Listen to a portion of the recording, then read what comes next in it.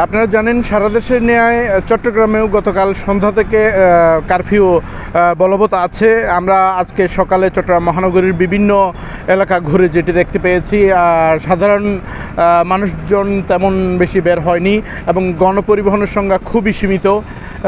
একই সাথে ব্যক্তিগত পরিবহন তেমন বেশি চোখে পড়েনি। দু একটা গণপরিবহন চোখে পড়লেও সেগুলোতে যাত্রী দেখতে পাইনি। আমরা বিভিন্ন ব্যবসা প্রতিষ্ঠান, দোকানপাট তেমন খোলেনি এবং সাধারণ মানুষ যাদের কোনো কাজ তেমন বেশি জরুরি কাজ নেই তারা কিন্তু বাসা থেকে বের হয়নি।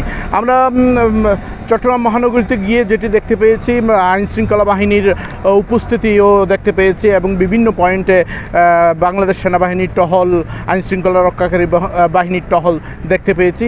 একই সাথে আমরা আইনশৃঙ্খলা বাহিনীর সাথে কথা বলেছি, তারা আমাদেরকে যেটি জানিয়েছেন চট্টগ্রাম মহানগরীতে নিরাপত্তার জন্য তারা সর্বপ্রকার প্রস্তুতি নিয়ে আছেন এবং চট্টগ্রাম নগরবাসীর জানমাল রক্ষার্থে তাদের সব রকম প্রস্তুতি আছে বলে আমাদেরকে জানিয়েছেন। এখন পর্যন্ত চট্টগ্রাম মহানগরী থেকে আমার কাছে ছিল সর্বশেষ অবস্থা।